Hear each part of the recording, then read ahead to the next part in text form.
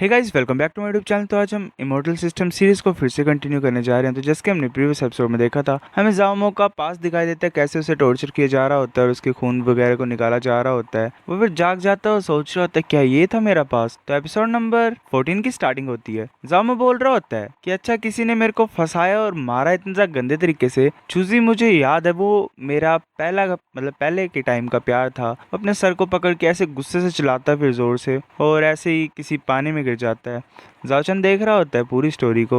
वो सोच रहा होता है कि उस वुमेन जिसका नाम चूजी था वो जामो को ऐसा कल्टीवेटेड फ्रूट बोल रही थी। पर बात वही है जो एंडिंग में हुआ, वो सबसे ज्यादा इंपॉर्टेंट चीज। इंटीग्रेशन स्टेज की जो ग्रेट पावर होती है वो बाकियों के लिए फ्रूट बन जाती है। वो पर्सन किस स्टेट पे था जो फ्रूट पिक करने के लिए आया था? वो इंसान, मैं उसकी मेमोरीज को नहीं देख पाया, मेमोरी में उसे खास कर नहीं देख पाया। वो काली सी शेडो के रूप में ही था। जो ओपोनेंट है उसकी स्ट्रेंथ एटलीस्ट इंटीग्रेशन स्टेज के ऊपर की होगी। मेरी स्ट्रेंथ अभी भी कुछ ज्यादा कमजोर है। मेरे को जल्दी से जल्दी स्ट्रॉन्ग बनना पड़ेगा, वरना जो मेरे डिसेंडेंट्स हैं जाओ फैमिली के, उन्हें एज अ फ्रूट यूज कर दिया जाएगा। फ्रूट तुम जानते हो, लाइक प्रीवियस चैप्टर्स में हमने देखा कि इन लोगों को एज अ फ्रूट यूज करेंगे वो दूसरे डीमंस। तो लाइक वैसे ही कुछ पास्ट में हुआ था जाओमो के। जाओमो सोच रहा होता है कि जो मेरा प्यार था वो मेरी पिछली जिंदगी में खत्म हो चुका है। इस जिंदगी में मेरा दिल सिर्फ नफरत से भरा हुआ है। तुमने सब कुछ मेरे से ले लिया, तो अब मैटर क्या करता है? मैं इनविंसिबिलिटी के रास्ते पे हूँ। मैं एक्स्ट्राऑर्डिनरी टैलेंट उन लोगों से जरा भी कमजोर नहीं हूँ। इस जिंदगी में मैं दोबारा ऊपर तक पहुंचूंगा। मैं लास्ट तक फाइट करूंगा। जामो बाहर आ जाता है और ग्रीट करता है जाओचन को। वो बोल रहा होता है कि एंसेस्टर, मैं प्रैक्टिस करना चाहता हूँ। जाओचन बोलता है ठीक है।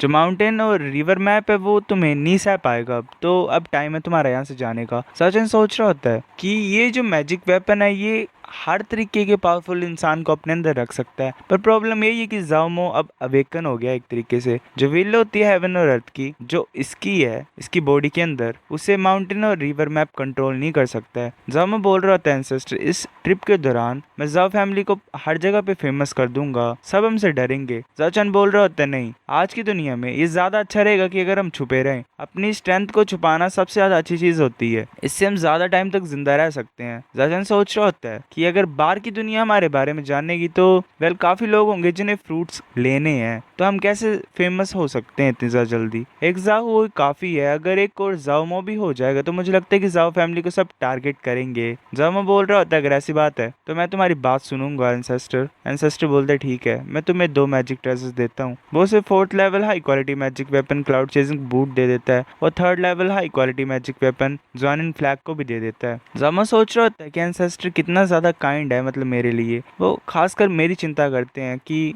मैं लोगों को नहीं पकड़ पाऊंगा, अपने एनिमीज को ऐसे वैसे, तो उन्होंने मेरे को स्पीड इंक्रीज करने वाला मैजिक वेपन दिया। जामो लास्ट टाइम उसे नीचे झुक के ग्रीट करता है। जाओचन सोच रहा होता है अगर ये मैजिक वेपन इसके पास होगा तो कोई भी खतरा अगर इसके सामने आएगा तो ये भाग सकता है उससे। ये सबसे ज्यादा इंपॉर्टेंट चीज है। उसे फिर से नोटिफिकेशन आती है कि एक फॉरेन एनिमी जाओ फैमिली की तरफ आ रहा है। तुम्हें 2 सिलेक्शन मिलती है। पहला कि पूरी फोर्स से अटैक करो और अपने एनिमी को क्रश कर दो, तुम्हें 4th level superior magic weapon ice compulsion मिलेगी। जामो को डील करने दो इस मैटर के साथ, ये तुम्हारी सेकंड चॉइस है। इससे तुम्हें 3rd level superior magic weapon heavenly hoop मिलेगा। जाओचन बोलते कि जाओमो तुम फ्रंट डोर से जाओ। जाओमो बोलते ठीक है। हमें फिर जाओ फैमिली का सीन दिखाई देता है, कोई जाहुओ को बाहर निकालने के लिए बोल रहा होता है। जाओमो वहां पे पहुंचता है और बोलता है कि तुम क्या चाहते हो उससे। वो जो इंसान होता है वो बोलता है मैं जिंगहोंग होल का हूँ, उसका नाम चैंग रोंग होता है। जाओमो बोलता है जिंगहोंग होल? वो सोच रहा होता है कि जिंगहोंग होल मेरी मेमोरीज में था थोड़ा बहुत। ये एक ऐसी ऑर्गेनाइजेशन है जो कि चूजी ने फाइंड की है, जो कि हर तरीके के जीनियसिस को सपोर्ट करती है। जामो बोलते कि मुझे पता है वो कहाँ पे है, मेरे साथ चलो। वो उसे एक पहाड़ की तरफ लेके जा रहा होता है। चैंगरोंग बोलते कि जाओ वो कहाँ पे है। जामो बोलता है कि तुम्हें पता है प्लेस कहाँ पे है? चैंगरोंग बोलते कि ये प्लेस कौन सा है, इससे मेरा क्या लेना देना और तुम्हारा क्या लेना देना?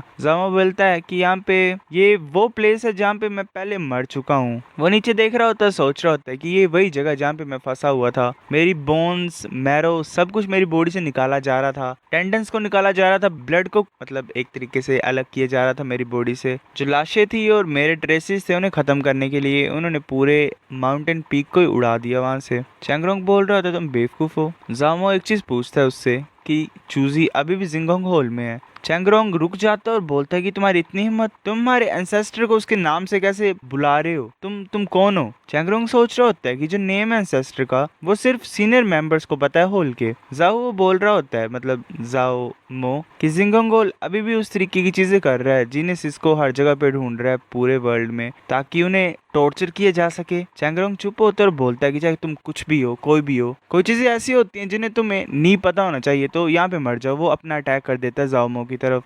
उसका अटैक जाओमो को पूरी तरीके से कवर कर लेता है, पर जाओमो वहां पे होता नहीं है। चैंगरोंग तो यही सोच रहा होता है कि ये तो खत्म हो गया होगा, लाइक इसके पीसेस भी नहीं बचे होंगे, पर वो वहां पे होता नहीं है और वो एकदम से उसके पीछे पहुंच जाता है। चैंगरोंग बोलता है पॉसिबल कैसे है। जाओमो बोलता है कि तुम जाओ के साथ करना क्या चाहते हो। चैंगरोंग दोबारा अटैक कर रहा होता है जाओमो की तरफ और बोलता है कि मेरे सामने बेवकूफ बनने की कोशिश मत करो, तुम सिर्फ कचरे हो जो कि अभी गोल्डन कोर स्टेज पे एंटर किया हुआ है, तुम मेरे जैसे जीनियस के साथ कंपैरिजन में हो ही क्या। वो फिर से जाओमो के ऊपर अटैक करता है और लाइक सोच रहा होता है कि जाओमो खत्म हो गया होता है, ऐसे थूक रहा होता है, पर जाओमो फिर से उसके पीछे पहुंच के होता है और बोलता है कि मैंने तुम्हें बताया नहीं। चैंगरोंग ऐसे डर जाता है और बोलता है पॉसिबल कैसे है, मतलब ये हो कैसे सकता है। जाओमो बोलता है मुझे पता नहीं कि तुमने मेरी बात सुनी कि नहीं, कि सेम रेलम में मैं इनविंसिबल हूँ, मुझे कोई नहीं हरा सकता। चैंगरोंग बोलता है एक टाइम पे हमारे होल में एक जीनियस था, वो एक्सट्रीमली टैलेंटेड ही नहीं था पर उसकी स्ट्रेंथ भी कुछ ज्यादा खतरनाक थी। ये बुरी बात है कि वो पागल हो गया और गंदे इविल वे में पड़ गया, इसीलिए उसे होल से निकाल दिया गया। जामो बोल रहा होता है कि इस तरीके की बकवास करना बंद करो, ऐसा कुछ भी नहीं हुआ था, मैं हूँ वो जीनियस जिसकी तुम बात कर रहे हो। चैंगरोंग बोलता है क्या कुछ गलत है क्या तुम्हारे दिमाग के साथ, वो बहुत ज्यादा लंबे टाइम पहले की बात है और वो इंसान मर चुका है। जामो बोलता है तो अच्छा ऐसी बात है तो खुद देख लो तुम। वैसे अपना एक अटैक कर रहा होता है, अपनी फिंगर से एक स्लैश कर देता है चैंगरोंग की तरफ। चैंगरोंग के मुंह से खून निकलाता है, वो काफी ज्यादा इंजर्ड होता है। सोच रहा होता है कि मैंने ये चीज पता लगाई कि मेरी बॉडी के साथ कुछ गलत है, जो मेरे मेरिडियन से मेरी पूरी बॉडी में वो कट चुके हैं, हर एक मसल मेरा टूट चुका है और मेरी डेंटेन भी खराब हो चुकी है। वो बोल रहा होता है कैसे पॉसिबल है, तुम कैसे वो हो सकते हो। वो सोच रहा होता है कि मेरी strength 9th level golden core पे है, मैं जीनियस हूँ मास्टर्स के, मतलब जितने भी डिसिपल्स हैं उनमें कभी ऐसा हुआ ही नहीं कि मैं हारा हूँ किसी से। इसके एक अटैक ने मेरी पूरी स्ट्रेंथ को खत्म कर दिया। जामो सोच रहा होता है कि इस अटैक ने मेरी सारी स्ट्रेंथ को खत्म कर दिया एक तरीके से। अभी भी मुश्किल है मेरे लिए 9th level golden core stage के इंसान से फाइट करना। अगर मेरे पास वो टैलेंटेड बॉडी होती पिछले टाइम की तरह तो यहाँ पे कोई मेरे को मुश्किल होती ही नहीं। उसे चैंगरोंग की बॉडी से टोकन मिलता है और कुछ स्पिरिट स्टोन्स मिलते हैं। जामो सोच रहा होता है कि इसके मैं कोप्स को डायरेक्टली डिस्ट्रॉय कर देता हूँ, पूरे ट्रेसेस को भी गायब कर देता हूँ। वो सोच रहा होता है कि मुझे डर है, ये सही चीज नहीं है कि जिंगोंग होल के लोग जाओ को मिलने के लिए आ रहे हैं। ये ज्यादा अच्छा रहेगा अगर मैं चुपचाप सीक्रेटली देखूं और मैं चूजी के बारे में और ज्यादा इन्फॉर्मेशन फाइंड कर सकता हूँ। अभी के लिए मैं सनसेट सिटी में वापस जाता हूँ और रहने के लिए एक टेम्परेरी जगह ढूंढता हूँ। फिर हमें प्रिंस लियांग दिखाई देता है। वो सोच रहा होता है कि आगे का प्लान हो ही नहीं सकता जब तक डिसिपल वो वापस ना आ जाए। इस टोकन की वजह से मैं पता लगा सकता हूँ कि वो इंसान कहाँ पे है। इस टोकन के अकॉर्डिंगली जो सीनियर ब्रदर होगा वो यहाँ पे होगा, वो एक जगह पे घूम रहा होता है। प्रिंस लियांग सोच रहा होता है कि senior brother number 1 golden core stage के मास्टर हैं, मैंने कभी उन्हें देखा नहीं है तो मुझे पता नहीं कि उनका एटीट्यूड कैसा होगा। क्या ये सही होगा अगर मैं चुपचाप ही अंदर चला जाऊं तो तभी कोई इंसान उसे अंदर आने के लिए बोलता है। वो सोच रहा होता है कि ये सच्ची मुझे जीनियस है, इसे मेरे एग्जिस्टेंस के बारे में पता लग गया। प्रिंस लियांग बोलता है कि सीनियर, फिर वो हैरान हो कि सोच रहा होता है सीनियर। जामा सोच रहा होता है ये मेरे को सीनियर ब्रदर बोल रहा है, क्या ये जूनियर ब्रदर होगा उस पर्सन का जिसे मैंने मारा है। जब मैं नोटिस किया कि कोई मुझे ढूंढ रहा है तो मुझे लग ही गया था पता कि कुछ चीजें खराब होगी यहाँ पे। जामा बोलता है कि तुम कौन हो। लियांग बोल रहा होता है कि मैं डिसिपल हूँ यान जिंगपिंग, जो कि तुम्हारी तरह सेम होल से बिलोंग करता है, मैं तुम्हें अपने साथ ले जाने के लिए आया हूँ। जामा बोल रहा होता है कि तुम चाहते क्या मुझसे। वो सोच रहा होता है कि सही चीज नहीं थी पूछने के लिए पर मैंने ऐसे ही बोल दिया। जामा बोल रहा होता है कि मुझे ये चिंता कि कोई मेरी हरकतें कर रहा है, मतलब मेरी तरह कोई बन के घूम रहा है, तो मैं इसीलिए तुमसे रियल पर्पस पूछ रहा हूँ अपने ट्रिप का।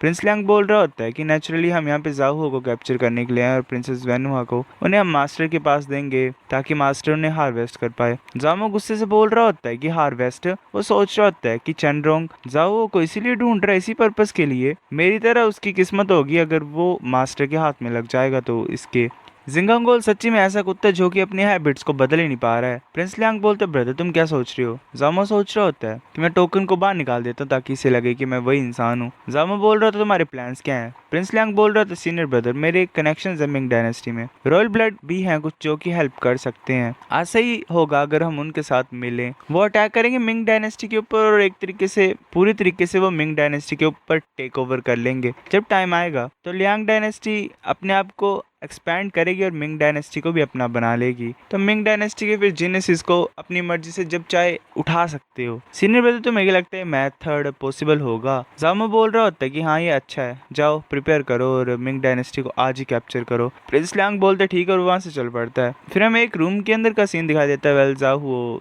यो गाइस, जाओ बोल रहा होता है कि फैमिली चाहती है कि हम जाओ फैमिली के डिसेंडेंट की तरह यहीं पे रहें। वो कुछ ज्यादा मेहनत कर रहे हैं हमें रोकने के लिए, ऐसा लग रहा है ये हमारे एंसेस्टर के ऑर्डर्स हैं। प्रिंसेस बोल रही होती है कि मैं तुम्हारी बात सुनूंगी। जाओ वो सोच रहा होता है कि मैं फील कर पा रहा हूँ मेरी स्ट्रेंथ इंप्रूव हो चुकी है, हर टाइम इंप्रूव हो रही है, क्या ये किसी तरीके की इल्यूजन है। Well dual cultivation guys. तब एक लेटर आता है अंदर की तरफ, जाओ उसे अपने हाथ से पकड़ लेता है और पढ़ रहा होता है। वो सोच रहा होता है कि रियल है या फेक है, ये किसने ये भेजा। वो बाहर निकलता है और सोच रहा होता है कि यहाँ पे तो कोई भी साइंस नहीं है, कोई क्लूज नहीं है कि ये लेटर आया कहाँ से। सो गाइस ये एपिसोड इतना था। नेक्स्ट अब लाता हूँ मैं कुछ दिनों में, तब तक मिलते हैं आपसे, बाय।